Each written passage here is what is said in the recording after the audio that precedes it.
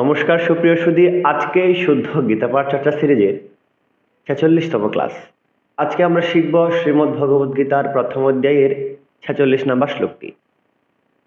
তো চলুন উক্ত শ্লোকটির বিশুদ্ধ উচ্চারণ সম্পর্কে অবগত হই।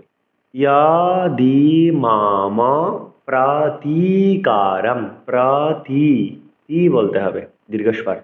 অনেকে কিন্তু প্রতি বলে, এখানে কিন্তু পয় রফলার সাথে কিন্তু ওকার নেই, ফলে প্রতি বলা যাবে না। সংস্কৃত শ্লোক উচ্চারণে প্রতিটি বর্ণের চিহ্নের স্বতন্ত্র সঠিক উচ্চারণ করতে হবে। পুনরায় বলছি, ইয়াধি মাম প্রাতিকারম।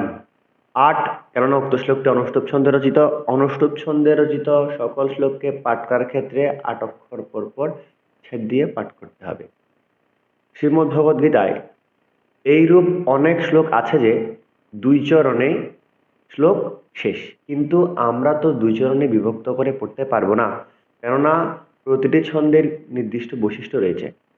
ছন্দের বৈশিষ্ট্য অনুযায়ী আমাদের বিভাজন করে, বন্টন করে, ছেদ করে পড়তে হবে।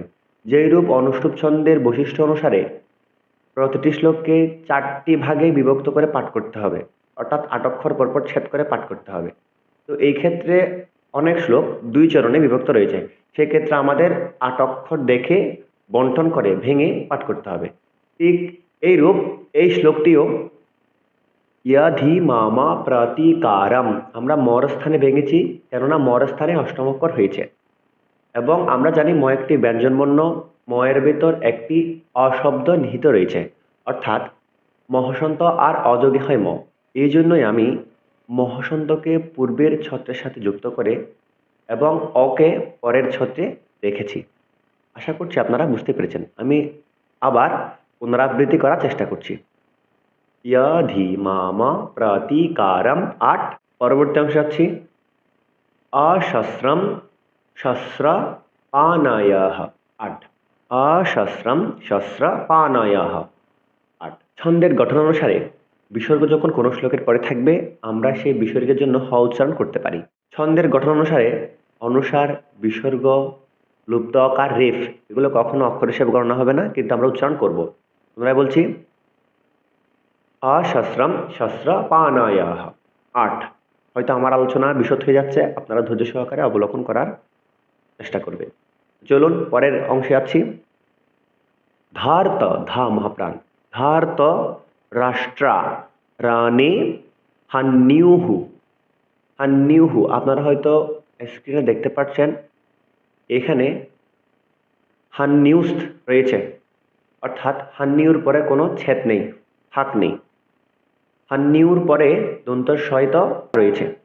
তো আমি পূর্বেই বলেছি যে ছন্দের গঠন অনুসারে আমাদের ৮ অক্ষর পর ছেদ করতে হবে। এই জন্যই ধার্ত রাষ্ট্রা রানে হান্নিউস। এবার পূর্বে আমরা শিখেছি যে ছন্দের গঠন অনুসারে ৮ অক্ষরে যদি ৩ ধরনের স, অর্থাৎ তালব্য স, দন্ত স, মূর্ধন্য স, র, ঔকার, এই 5টি বর্ণ বা চিহ্নের মধ্যে যে কোনো একটি থাকলে আমাদের তারপরে বিসর্গের ব্যবহার করতে হবে। সেই সূত্র অনুসারে উক্ত স্থানে আমরা দন্তস্বকে দেখতে পাচ্ছি। তো আমরা দন্তস্বর পরিবর্তে বিসর্গের ব্যবহার করতে পারি। বিসর্গের জন্য হ আসলো এবং বিসর্গের পূর্বের ব্যঞ্জনের সাথে উকার রয়েছে, উকারের উচ্চারণকে আমরা বিসর্গের সাথে অর্থাৎ হর সাথে জুড়ে উচ্চারণ করতে পারি। ধার্ত রাষ্ট্রা রানে হান্নিউহু ৮, অন্তিম অংশে তন্মে ক্ষেম, তন্মে, তন্মে প্রতিটি বর্ণের উচ্চারণ করতে হবে। তন্মে ২ অক্ষর, ক্ষেম কিয়কে ১০০ উচ্চারণ করতে হবে। তন্মে ক্ষেম তারম ভবেত, ভ মহাপ্রাণ ৮, তন্মে ক্ষেম তারম ভবেত ৮।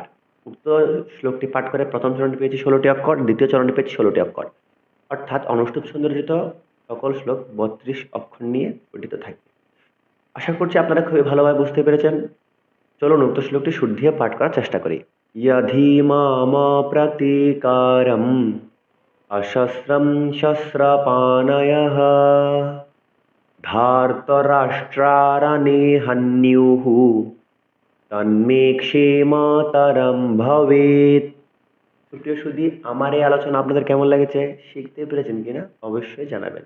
যদি ভালো লেগে থাকে অবশ্যই শেয়ার করবেন। সকলকে অসংখ্য ধন্যবাদ। নমস্কার।